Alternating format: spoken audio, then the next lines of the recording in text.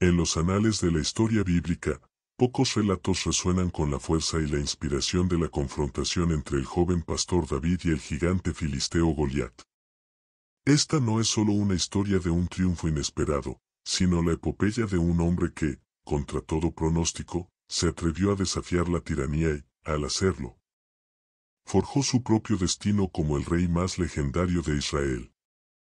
Pero la versión que conocen, la que se cuenta en cada escuela dominical, es apenas un eco de la cruda realidad, de los hechos ocultos, de la política turbia y del temor que paralizaba a una nación entera.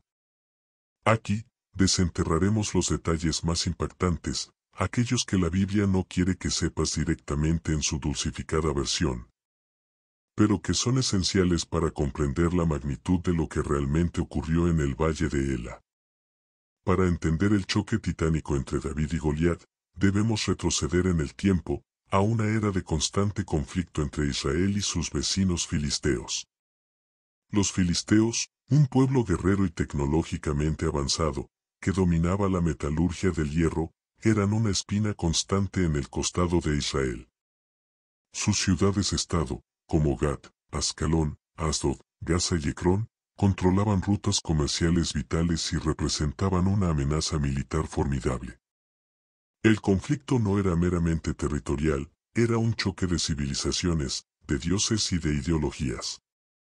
Los israelitas, bajo el liderazgo del rey Saúl, un hombre elegido por Dios pero marcado por su desobediencia y su creciente inestabilidad mental, se encontraban en una posición precaria.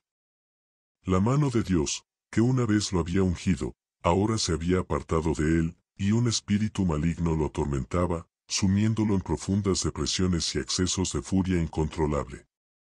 La Biblia nos introduce a Saúl como un hombre impresionante en estatura y presencia, un líder militar inicialmente exitoso. Sin embargo, su orgullo y su desobediencia a los mandatos divinos lo llevaron a perder el favor de Dios. El profeta Samuel, una figura imponente en Israel, había ungido a Saúl como rey. Pero también fue quien le transmitió la devastadora noticia de que el reino le sería arrebatado y dado a un hombre conforme al corazón de Jehová. Esta profecía colgaba como una espada de Damocles sobre la cabeza de Saúl, alimentando su paranoia y su envidia hacia cualquier figura que pudiera amenazar su trono. Su relación con Dios era tensa, marcada por la desobediencia en momentos cruciales, como la batalla contra los amalecitas, donde perdonó al rey y al mejor ganado, contraviniendo la orden divina de destruir todo. Esta desobediencia no era solo un error táctico, era un desafío a la autoridad de Dios, un indicio de la fragilidad de su fe y de su egocentrismo. Mientras tanto, en la pequeña Belén, la ciudad de David, un joven pastor ajeno a las intrigas de la corte real, estaba siendo preparado por Dios de maneras que nadie, ni siquiera él mismo, podía prever. David, el menor de los 8 hijos de Isaí, era un muchacho subestimado, relegado a las tareas más humildes, como cuidar el rebaño de su padre. Pero fue en la soledad de los campos, enfrentándose a leones y osos que amenazaban a sus ovejas, donde David forjó un valor indomable y una habilidad prodigiosa con la honda. Estas experiencias, que parecen insignificantes en la gran narrativa, fueron la escuela de Dios para un futuro rey. Su fe en el Dios de Israel no era teórica, era una confianza probada en la batalla contra las bestias salvajes, una fe que lo llevó a creer que el mismo Dios que lo libró de las garras del león, también lo libraría de cualquier gigante. La Biblia no oculta estos detalles de su vida de pastor, pero a menudo se subestima su importancia fundamental en la formación del carácter de David. Cada victoria sobre un depredador era una lección práctica en la providencia divina y en su propia capacidad, no de fuerza bruta, sino de astucia y puntería. La causa inmediata de la guerra entre filisteos e israelitas, que culminaría en el valle de Ela, era una disputa territorial estratégica. Ambos ejércitos se habían alineado en colinas opuestas, con el valle entre ellos. Pero lo que la Biblia realmente quiere que entiendas es que la causa profunda no era solo la tierra, era una guerra de nervios. Una confrontación psicológica diseñada por los filisteos para desmoralizar completamente al ejército israelita. La verdadera amenaza no era solo militar, sino espiritual. Aquí es donde Goliat de Gat entra en escena. Un coloso de casi 3 metros de altura, con una armadura de bronce que pesaba más de 50 kilos y una lanza cuya punta era como el hierro de un telar, Goliat no era solo un guerrero formidable. Era una manifestación del terror. Su desafío no era solo a los soldados de Israel, sino al Dios de Israel. Él vociferaba blasfemias, retando a cualquiera a un combate singular que decidiría el destino de ambas naciones, una práctica conocida como juicio por combate, que buscaba evitar un derramamiento de sangre masivo, pero que ponía la presión sobre un único campeón. La Biblia describe su jactancia por 40 días, mañana y tarde, un tormento psicológico que despojaba a los israelitas de toda esperanza. Saúl y todo Israel estaban turbados y tenían gran miedo. Este miedo no era solo por la muerte, era un miedo a la humillación, a la esclavitud, a la derrota de su Dios ante los ídolos de los filisteos.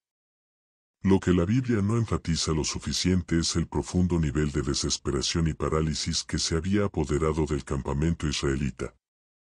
El miedo que sentían no era una simple aprensión, era un terror existencial que había congelado la voluntad de su ejército. Saúl, el rey que había sido más alto que cualquier otro hombre en Israel, el que debería haber sido el primero en enfrentar el desafío, estaba igualmente paralizado por el miedo, incapaz de liderar a su pueblo. La situación era un callejón sin salida, una prueba de fuego para la fe de una nación, y en ese momento de desesperación absoluta, un joven pastor desconocido estaba a punto de llegar, no con una espada, sino con una honda, una fe inquebrantable y un secreto propósito divino.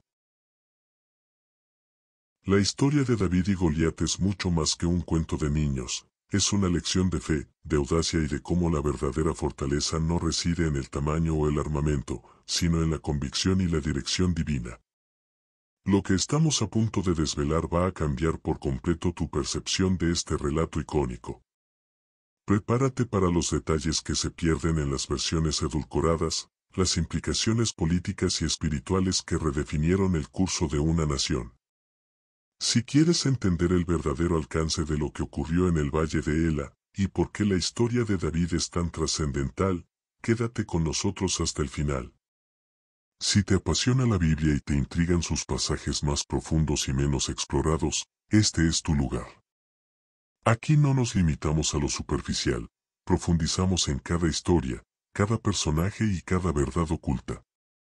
Dale a me gusta a este video ahora mismo, suscríbete a nuestro canal para no perderte ni una sola de nuestras revelaciones y activa la campanita para ser de los primeros en descubrir estos análisis únicos y emocionantes. No te arrepentirás de quedarte. Fue en este escenario de terror y parálisis que David, el joven pastor, hizo su entrada. No llegó como un guerrero, sino como un mensajero. Su padre, Isaí, había enviado a David al campamento israelita para llevar provisiones a sus hermanos mayores, que servían en el ejército de Saúl, y para traer noticias de su bienestar. David no buscaba la gloria, simplemente cumplía un encargo familiar. Pero al llegar al campamento, lo que encontró fue un espectáculo desolador. El ejército de Israel, la nación elegida de Dios, estaba acobardado, aterrorizado por las blasfemias y el desafío de un gigante filisteo. Los soldados, entrenados para la guerra, se escondían, y el rey Saúl, el hombre que debía liderarlos, ofrecía grandes riquezas. La mano de su hija y exención de impuestos a la familia de quien se atreviera a enfrentar a Goliat. Esta era una clara señal de la desesperación que reinaba. El rey no podía encontrar a un solo campeón entre sus filas. David, al escuchar las palabras de Goliat y la respuesta de miedo de los israelitas, no pudo contener su indignación. Su espíritu se encendió. ¿Quién es este filisteo incircunciso?, exclamó, para que provoque a los escuadrones del Dios viviente. Su pregunta, cargada de fervor, no era solo una muestra de valentía, sino una profunda censura a la falta de fe de su propio pueblo y, más aún, de su rey. La Biblia nos dice que sus hermanos mayores, especialmente Eliab, se enfurecieron con él, acusándolo de arrogancia y de haber venido solo para presenciar la batalla. Esta reacción de sus hermanos es un detalle crucial, que muestra la envidia y el desprecio que David enfrentaba incluso dentro de su propia familia, una subestimación constante de su potencial. No veían al ungido de Dios, sino al pastorcillo impertinente. La noticia de las palabras de David llegó a oídos de Saúl, quien lo mandó llamar. Imaginen la escena, el rey, un gigante en sí mismo, pero encorvado por el miedo y la melancolía, frente a un muchacho rubio y apuesto, sin armadura, sin experiencia militar formal. Saúl, incrédulo, le dijo a David, no podrás ir contra este filisteo para pelear con él, porque tú eres muchacho, y él es hombre de guerra desde su juventud. La respuesta de David fue un testimonio de fe y experiencia personal que iba más allá de lo que cualquier estratega militar podría comprender. Tu siervo era pastor de las ovejas de su padre, comenzó David, y luego relató sus encuentros con el león y el oso, a quienes había matado para rescatar a sus corderos. Jehová, que me ha librado de las garras del león y de las garras del oso, él también me librará de la mano de este filisteo. Esta no era una simple anécdota de pastor, era la verdadera causa de la confianza de David. Él no confiaba en su propia fuerza, sino en la mano de Dios que ya lo había protegido en batallas menores. Lo que la Biblia nos revela aquí es que la fe de David no era ciega, era una fe probada, forjada en la soledad de los campos, donde cada enfrentamiento con un depredador era una confirmación de la fidelidad de Dios. Esta fe, tan arraigada, contrastaba brutalmente con el miedo paralizante de Saúl, un rey que, a pesar de su posición y poder, había olvidado cómo confiar en el Dios que lo había puesto en el trono. La diferencia entre David y Saúl no era de tamaño o fuerza física, sino de la magnitud de su fe en lo invisible. Saúl veía a un gigante insuperable, David veía a un incircunciso que se atrevía a desafiar al Dios viviente. A pesar de su escepticismo, Saúl, desesperado, accedió a que David enfrentara a Goliat. Intentó equipar a David con su propia armadura, un gesto que pudo haber sido tanto de ayuda como una sutil humillación. La armadura de Saúl, pesada y ajena al cuerpo ágil de David, era un símbolo de la forma en que los reyes y los ejércitos humanos libraban sus batallas, con fuerza y protección material. Pero David no podía caminar con ella, no estaba acostumbrado. Rechazó la armadura del rey, una decisión aparentemente insignificante, pero profundamente simbólica. No pelearía a la manera del rey, ni con las armas del rey. Pelearía a la manera de Dios, con lo que él le había provisto y con lo que David dominaba, su honda y 5 piedras lisas del arroyo. Esta elección no era solo práctica, era una declaración de principios, una subversión de las expectativas militares y una afirmación de su dependencia total de Dios. El rechazo de la armadura real era el primer acto de desafío al sistema de valores mundano que había paralizado a Israel. La imagen que tenemos de David es la de un muchacho intrépido, pero la Biblia nos muestra un trasfondo de profunda convicción. Él no solo iba a luchar contra Goliat, iba a luchar por la honra de Dios. La confrontación no era solo por la victoria militar, sino por la supremacía de Yahvé sobre los dioses filisteos, un desafío directo a la misma existencia de sus deidades. Este aspecto teológico es crucial y a menudo se diluye en la narrativa popular. David entendía que esta batalla no era solo entre dos hombres, sino entre dos sistemas de fe, dos concepciones del poder. Y en ese entendimiento, residía la verdadera épica del momento, un enfrentamiento que no solo definiría el destino de un rey, sino el futuro de una nación y la revelación del poder de un Dios invisible. El valle de Ela se extendía bajo el sol abrasador, un escenario natural para una confrontación que marcaría la historia. A un lado, el imponente ejército filisteo, con su campeón, Goliat, irguiéndose como una montaña de carne y bronce. Al otro, las acobardadas filas israelitas, con el rey Saúl observando desde su tienda, sumido en la desesperación. En medio, un muchacho, David, sin armadura brillante ni espada temible, armado solo con una onda de pastor y la más profunda convicción.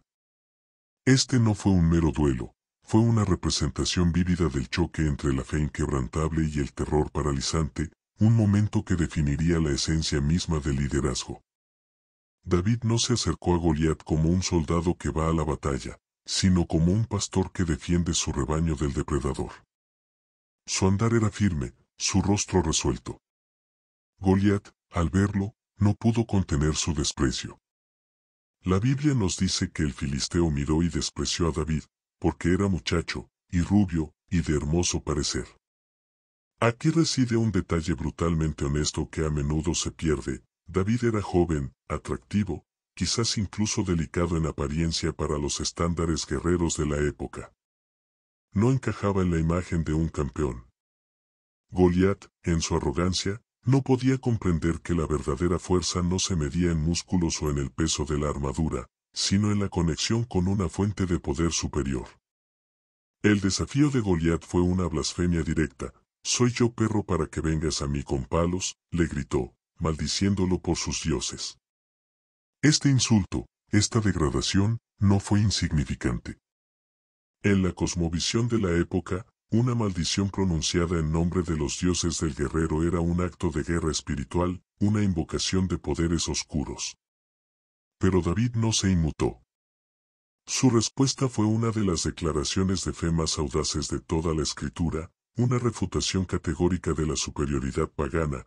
«Tú vienes a mí con espada y lanza y jabalina. Mas yo vengo a ti en el nombre de Jehová de los ejércitos, el Dios de los escuadrones de Israel, a quien tú has provocado». Aquí reside uno de los hechos más épicos y a menudo subestimados. David no solo estaba desafiando a Goliat, estaba desafiando a los dioses de los filisteos. En el mundo antiguo, las guerras eran a menudo vistas como conflictos entre las deidades de las naciones contendientes. La victoria de un ejército era la prueba de la superioridad de su Dios. Al invocar el nombre de Jehová de los ejércitos, David estaba haciendo una declaración teológica y militar de inmensas proporciones. No era un combate de David contra Goliat, sino de Yahvé contra Dagón y las demás deidades filisteas. Esta era la causa trascendental que pocos se atrevían a vocalizar y mucho menos a enfrentar. La Biblia nos dice que Goliat se levantó y echó a andar para ir al encuentro de David. El gigante, lento y pesado por su armadura, avanzaba. David, en cambio, corrió hacia su oponente. Esta acción, la de correr hacia el peligro, es un acto de audacia que va más allá de la valentía común. Era una muestra de absoluta confianza, no en su propia habilidad, sino en la intervención divina. Mientras Goliat se acercaba, blandiendo su enorme lanza, David actuó con una velocidad y precisión sorprendentes. De su talega de pastor, sacó una de las 5 piedras lisas que había recogido del arroyo, la colocó en su honda y la lanzó. El impacto fue devastador. La piedra se incrustó con tal fuerza en la frente de Goliat que el gigante, aturdido y herido de muerte, cayó de bruces contra la tierra. El estruendo de su caída debe haber resonado por todo el valle, un sonido que pasó de ser el terror de los israelitas a la señal de su victoria. La Biblia no oculta la brutalidad del impacto, el hecho de que una simple piedra pudiera derribar a semejante coloso. Este momento, el de Goliat cayendo, es la culminación de la audacia de David y la demostración palpable del poder de Dios obrando a través de lo improbable. Lo que la Biblia no enfatiza es la conmoción y el silencio aturdido que debieron seguir a la caída del gigante, antes de que el grito de júbilo se apoderara del campamento israelita y el pánico del campamento filisteo. Pero la batalla no terminó con la caída de Goliat. David, ágil y rápido, corrió hacia el gigante. Con la espada de Goliat, que nadie más se había atrevido a tocar, David le cortó la cabeza. Este acto final, el de decapitar al gigante con su propia arma, era más que una confirmación de la muerte, era una declaración de supremacía total y una humillación simbólica. La cabeza de Goliat, el símbolo de su terror y su blasfemia, se convirtió en el trofeo de la victoria de Israel y de la demostración del poder de su Dios. Este detalle macabro pero esencial se narra sin tapujos en la Biblia, mostrando la crudeza de la guerra antigua y la necesidad de una victoria incuestionable. La exhibición de la cabeza de Goliat en Jerusalén no era solo una prueba, sino un mensaje contundente para cualquier futuro enemigo. La Biblia nos revela que la victoria de David desató un pánico generalizado entre los filisteos. Al ver a su campeón caído, su moral se desvaneció y huyeron en desbandada. El ejército israelita, que momentos antes estaba paralizado por el miedo, ahora se lanzó en una persecución implacable, diezmando a sus enemigos y saqueando sus campamentos. La batalla, que había durado 40 días en un duelo psicológico, se resolvió en cuestión de minutos gracias a la fe y la acción de un solo hombre. Este giro dramático, de la parálisis al triunfo, es uno de los momentos más épicos de la historia de Israel. La victoria de David sobre Goliat no fue solo un evento militar, fue un punto de inflexión político y espiritual para Israel. Marcó el fin de la era de Saúl como un rey verdaderamente efectivo y el ascenso meteórico de David como una figura mesiánica, un hombre conforme al corazón de Dios. El rey Saúl, que había prometido grandes recompensas a quien venciera al gigante, ahora se veía enfrentado a una nueva realidad. El héroe de la nación no era él, sino un joven pastor que había actuado movido por la fe. La sombra de David comenzaría a crecer, eclipsando la ya menguante autoridad de Saúl, sembrando las semillas de la envidia y la tragedia en la vida del rey. Este es el inicio de un drama más grande, el preludio de un ascenso al trono marcado por pruebas y tribulaciones. La victoria en el Valle de Ela catapultó a David del anonimato pastoril a la cima de la fama nacional. Las mujeres de Israel salían de las ciudades cantando y danzando al encuentro de Saúl y David, entonando un canto que sellaría el destino de ambos hombres. Saúl hirió a sus 1000 y David a sus 10,000. Esta canción, aparentemente inocente, fue la chispa que encendió la llama de la envidia en el corazón del rey. La Biblia no solo lo insinúa, lo declara abiertamente, y no gustó a Saúl en gran manera esta palabra, y le disgustó, y dijo: a David han dado 10,000, y a mí 1000, no le falta más que el reino. Este fue el punto de inflexión, el momento en que la admiración de Saúl se transformó en una oscura obsesión por destruir a David. La relación entre Saúl y David se convirtió en un complejo entrelazado de afecto y odio, de servicio y persecución. Al principio, David fue bienvenido en la corte de Saúl. La Biblia nos cuenta que Saúl lo tomó a su servicio, y David se convirtió en su escudero. Más allá de su destreza militar, David poseía un talento musical excepcional. Cuando el espíritu maligno atormentaba a Saúl, David tocaba el arpa, y la música calmaba al rey. Este detalle, a menudo subestimado, muestra la influencia profunda y casi terapéutica que David ejercía sobre Saúl, una conexión que hacía que la posterior traición de Saúl fuera aún más trágica. El rey, un hombre atormentado, encontraba paz en la presencia de David, pero su paranoia siempre terminaba por superar cualquier atisbo de afecto. Sin embargo, a medida que la popularidad de David crecía y Dios lo prosperaba en todo lo que hacía, la envidia de Saúl se volvía incontenible. La Biblia narra cómo Saúl intentó matar a David en múltiples ocasiones, lanzándole lanzas mientras David tocaba el arpa. Estos no eran meros ataques de furia, eran intentos premeditados de asesinato. David, con la gracia de Dios, esquivaba cada golpe, lo que solo aumentaba la frustración y la locura de Saúl. Lo que la Biblia no siempre dramatiza es el terror que David debió sentir, la constante amenaza de muerte por parte del mismo rey al que servía y al que calmaba con su música. Esta era una corte llena de intriga, donde la vida de David pendía de un hilo. Saúl, incapaz de matarlo directamente, recurrió a planes más insidiosos. Ofreció a David a su hija mayor, Merab, en matrimonio, con la condición de que David demostrara su valía en el campo de batalla, con la esperanza secreta de que los filisteos lo mataran. Pero David, consciente de su humilde origen, declinó. Luego, Saúl se enteró de que su hija Mical, la menor, amaba a David. Esto le dio una nueva idea. Ofreció a Mical como esposa, pero con una dote macabra: 100 prepucios de filisteos, con la intención de que David cayera en la batalla.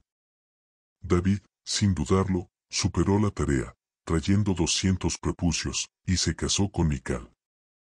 Estos episodios revelan la depravación a la que había llegado Saúl, utilizando a sus propias hijas como cebo en sus intentos de eliminar a David.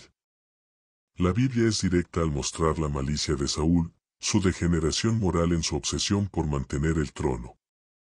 La Biblia también nos muestra la existencia de una red de lealtades y afectos que protegían a David dentro de la misma corte de Saúl.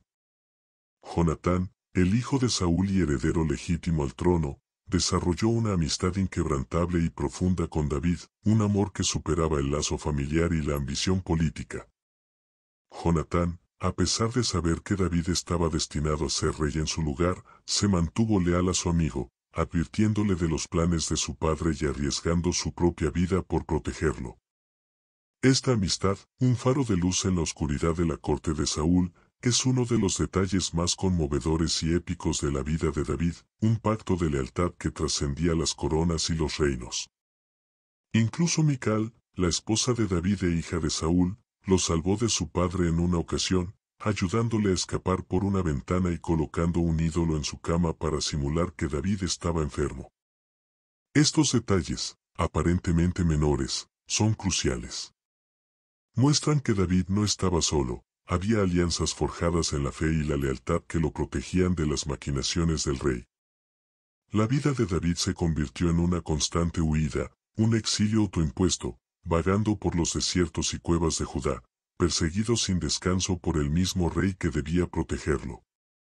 La Biblia nos relata sus escondites, sus encuentros con Saúl en las cuevas de Engadi y en el desierto de Sif, donde David tuvo la oportunidad de matar a Saúl, pero se negó, respetando la unción de Dios sobre el rey.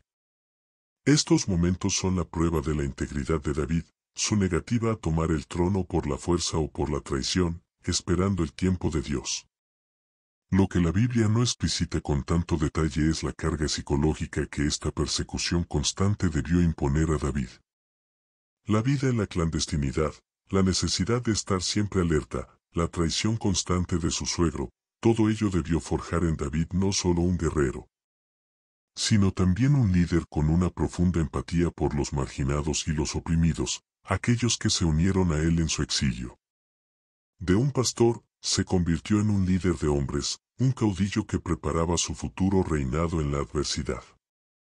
Las cuevas y desiertos no eran solo escondites, eran las escuelas de un rey, donde aprendió a depender completamente de Dios y a liderar a un grupo de hombres desesperados. Esta forja del carácter en la adversidad es lo que realmente definió al rey legendario que David llegaría a ser. La persecución de Saúl no solo fue un periodo de prueba para David, fue un crisol que refinó su carácter, enseñándole paciencia, dependencia de Dios y habilidades de liderazgo en circunstancias extremas.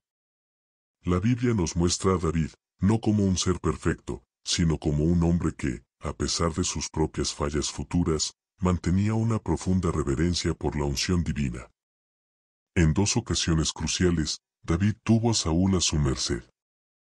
La primera, en la cueva de Engadi, donde David cortó un trozo del manto de Saúl mientras el rey dormía. La segunda, en el desierto de Sif, donde David y Abisai se infiltraron en el campamento de Saúl y tomaron su lanza y su jarra de agua.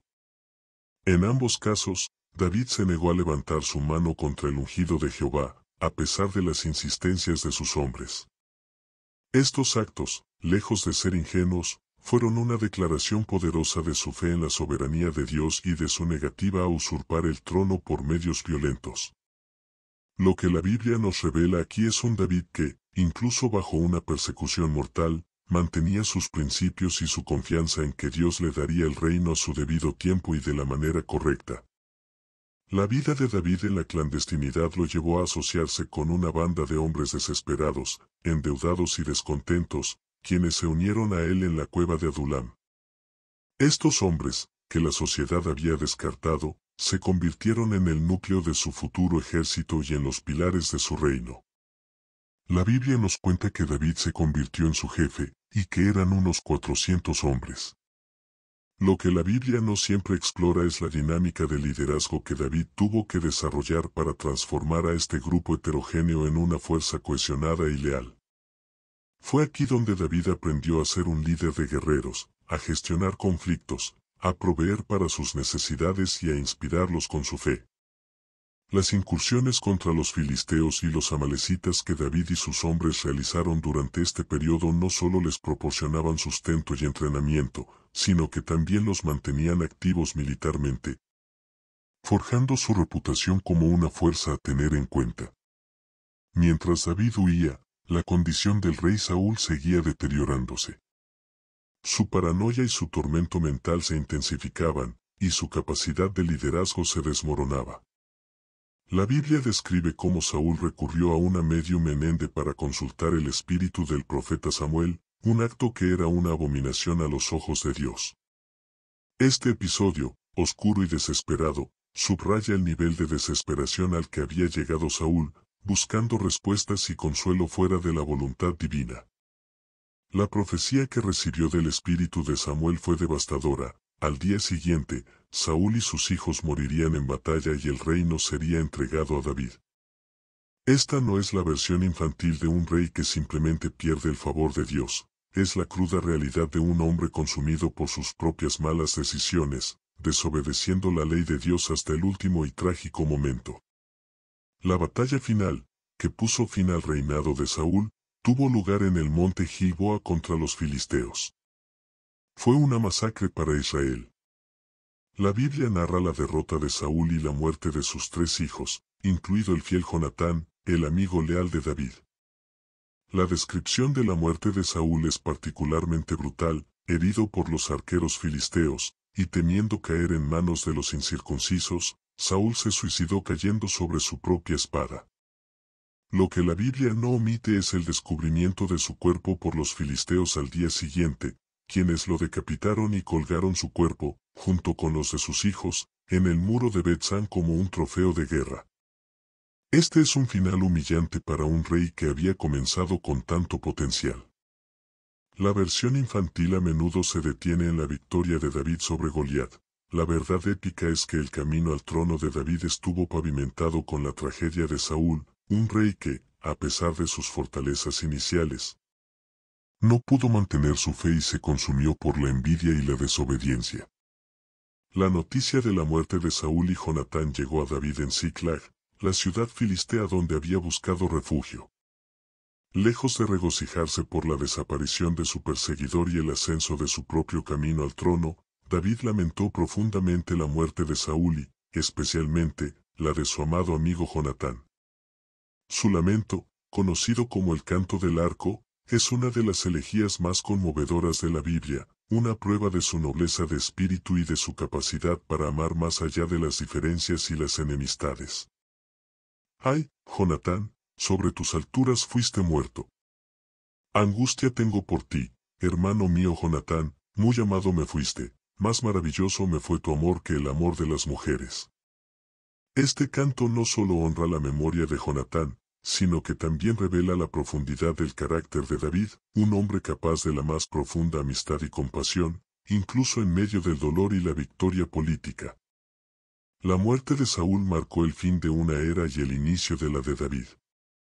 Pero el ascenso al trono no fue inmediato ni sencillo.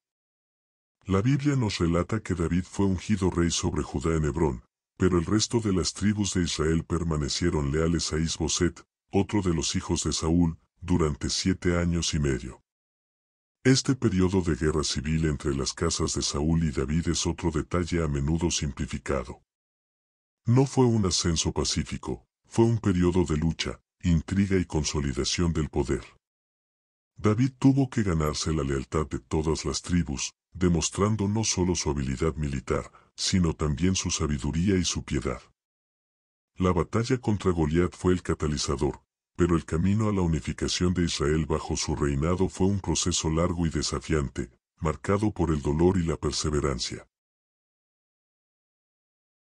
La unificación de Israel bajo el reinado de David no fue solo un logro político. Fue la materialización de la promesa divina y el establecimiento de una dinastía que tendría un significado trascendental para la historia de la salvación. La Biblia, con su franqueza característica, no oculta los desafíos que David enfrentó en este proceso, ni las complejidades de su propio carácter, un hombre conforme al corazón de Dios pero no exento de fallas humanas. Una vez que David fue reconocido como rey sobre todo Israel, su primera gran acción simbólica y estratégica fue la conquista de Jerusalén, una ciudad fortificada que hasta entonces había sido un enclave jebuseo, neutral entre las tribus israelitas. La Biblia relata cómo David y sus hombres escalaron por un conducto de agua y tomaron la fortaleza de Sión. Lo que la narrativa popular a menudo no enfatiza es la audacia militar y la visión estratégica de este movimiento. Jerusalén, con su ubicación central y su carácter neutral, se convirtió en la capital ideal para un reino unificado, una ciudad que no pertenecía a ninguna tribu en particular, sino a todo Israel. David la llamó la ciudad de David, y se convirtió en el centro político y religioso de la nación. Pero el propósito de David no era solo establecer una capital política, era también establecer un centro espiritual. Su siguiente gran acto fue traer el arca del pacto a Jerusalén. El arca, el símbolo más sagrado de la presencia de Dios entre su pueblo, había estado en Kiriat Jearim durante años, descuidada y olvidada. La Biblia describe el júbilo y la celebración que acompañaron el traslado del arca, con David danzando con todas sus fuerzas ante el Señor, vestido solo con un efod de lino. Este acto de adoración desinhibida y humilde, por parte del rey, es un detalle crucial. Mical, su esposa e hija de Saúl, lo despreció por este comportamiento, considerándolo indigno de un rey. Su reacción, registrada en la Biblia, subraya el contraste entre la piedad sincera de David y la mentalidad más mundana de la casa de Saúl. Este incidente marcó un punto de quiebre en la relación de David con Mical, quien se mantuvo sin hijos, un final amargo para una unión que había comenzado con promesa. La Biblia nos muestra un David que prosperaba en todo lo que hacía, no solo por su habilidad, sino porque Jehová estaba con él.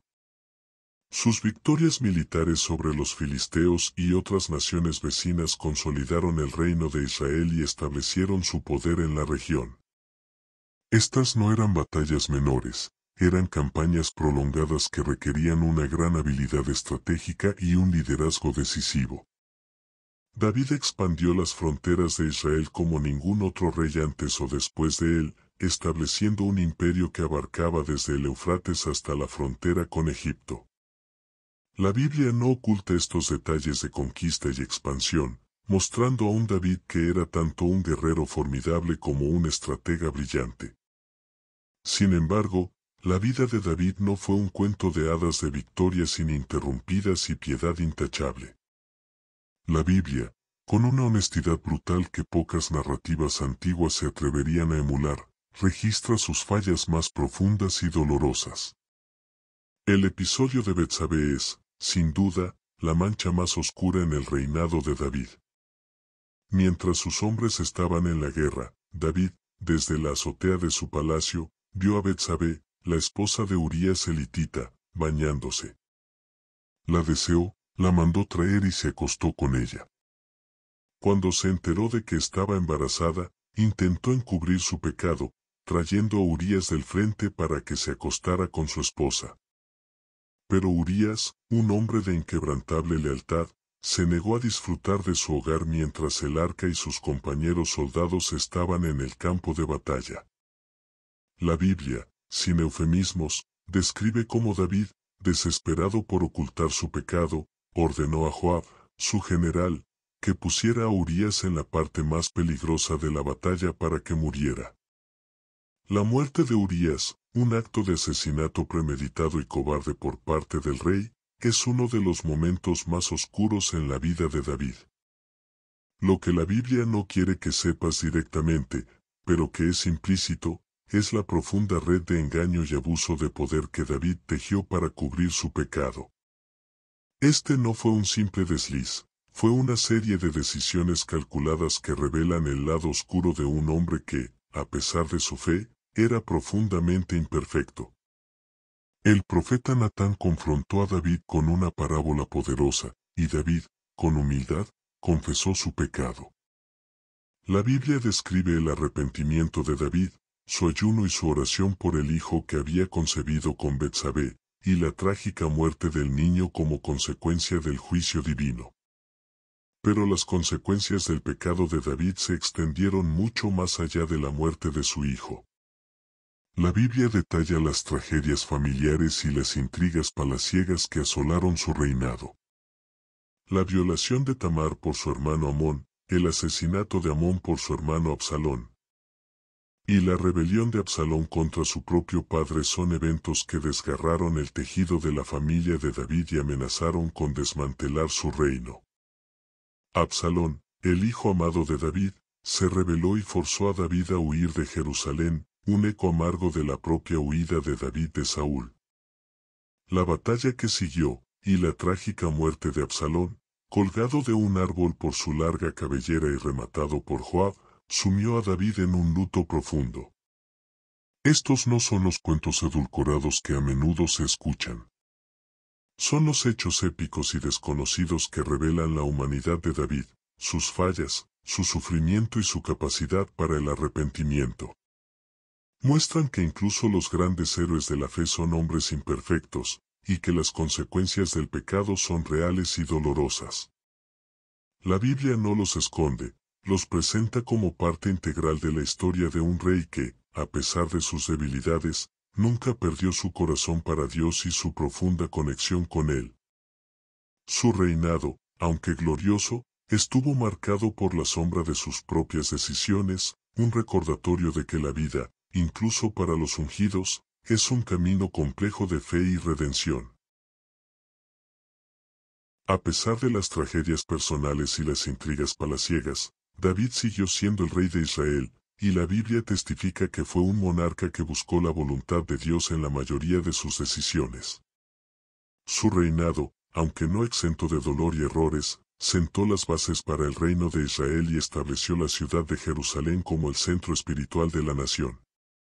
La confrontación con Goliat fue el catalizador, pero la forja de David como el rey más legendario fue un proceso largo y arduo, lleno de batallas, huidas, lealtades, traiciones y un arrepentimiento profundo que siempre lo devolvía a la gracia de Dios. La Biblia detalla los últimos años de David, marcados por la vejez y la enfermedad. Su historia de vida es un ciclo de gloria y caída, de obediencia y desobediencia, de pecado y arrepentimiento. Incluso en sus últimos días, se enfrentó a la intriga y la ambición de su propio hijo, Adonías, quien intentó usurpar el trono. Pero David, guiado por Natán el profeta y Betsabé, actuó para asegurar que su hijo Salomón, el hijo de Betsabé, fuera su sucesor.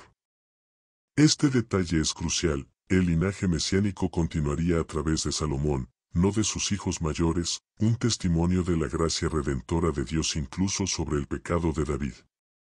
La muerte de David se describe con sobriedad en la Biblia. Él instruyó a Salomón sobre cómo gobernar con justicia y piedad, y sobre las responsabilidades del templo que Salomón construiría. David durmió con sus padres, y fue sepultado en la ciudad de David. Su final no fue violento como el de Saúl, sino un paso pacífico hacia la eternidad, un rey que, a pesar de sus imperfecciones, fue recordado como el hombre conforme al corazón de Dios. Su vida y su reinado dejaron una huella indeleble en la historia de Israel y en la narrativa bíblica, sentando las bases para el Mesías venidero. La relación de David con Jesús es uno de los puntos más trascendentales y profundos que la Biblia nos revela. Jesús, el Mesías, es repetidamente llamado el Hijo de David. Esta conexión no es solo genealógica, es teológica y profética. David fue el rey ideal en el Antiguo Testamento, un prototipo, aunque imperfecto, del reinado justo y eterno de Cristo. La promesa hecha a David, de que su trono sería establecido para siempre, se cumple en Jesús, quien reina eternamente. El salmista, refiriéndose a David, y de manera más profunda a Jesús, declara, Jehová juró a David con verdad, y no se retractará de ello, de tu descendencia pondré sobre tu trono. La Biblia entrelaza el linaje de David con el de Jesús, estableciendo una conexión inquebrantable que culmina en la figura del Cristo. La batalla de David contra Goliat, entonces, adquiere un significado aún más profundo en relación con Jesús. Así como David, el pequeño pastor, derrotó al gigante que aterrorizaba a Israel con una simple piedra y una fe inquebrantable, Jesús, el Hijo de David, el Cordero de Dios, derrotó al verdadero gigante que oprimía a la humanidad, el pecado y la muerte. No lo hizo con armas terrenales ni con una fuerza abrumadora, sino con el sacrificio de sí mismo en la cruz, un acto de aparente debilidad que resultó ser la victoria más grande de la historia. Jesús, como David, enfrentó a un enemigo que parecía invencible, y lo venció con una estrategia divina que el mundo no pudo comprender. Lo que la Biblia, en su conjunto, nos enseña sobre David es que no fue un héroe de cuento de hadas. Fue un hombre de carne y hueso, con pasiones intensas, virtudes admirables y defectos devastadores. Pero fue su corazón de arrepentimiento, su búsqueda constante de Dios, su fe inquebrantable en medio de las pruebas, lo que lo hizo conforme al corazón de Dios. Desde el valle de Ela, donde su onda derribó a un gigante, hasta el palacio real, donde su pecado casi lo destruye, la vida de David es un testimonio del poder de la gracia divina y de la complejidad del liderazgo ungido. Su historia es épica no solo por sus batallas, sino por su humanidad, su fe y su inquebrantable legado que apunta directamente a la figura del Mesías, el verdadero rey que reinaría para siempre. Y con esto, cerramos nuestra profunda exploración de David vs Goliat, la batalla que definió al rey más legendario. Esperamos que esta inmersión en los detalles menos contados y las verdades trascendentales haya transformado su comprensión de esta historia bíblica fundamental. Queremos agradecerles por acompañarnos hasta el final de este análisis épico. Si este video ha encendido algo en ustedes, si ha expandido su conocimiento y su fe, por favor, denle a me gusta. Y no olviden suscribirse a nuestro canal.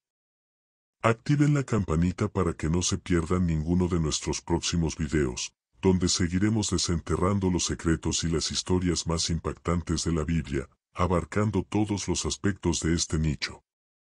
Ahora, la conversación es suya. Dejen sus comentarios y testimonios en la sección de abajo. ¿Qué aprendizajes se llevan de la vida de David? ¿Qué les sorprendió más de los hechos que hemos desvelado? ¿Cómo ven ahora la relación entre David y Jesús? Nos encantaría leer sus reflexiones. Que la audacia de David al enfrentar a su gigante y la gracia de Dios en su vida, a pesar de sus fallas, nos inspiren a todos. No es por la fuerza, ni por la potencia, sino por mi espíritu, ha dicho Jehová de los ejércitos. Hasta la próxima, y que la verdad ilumine siempre su camino.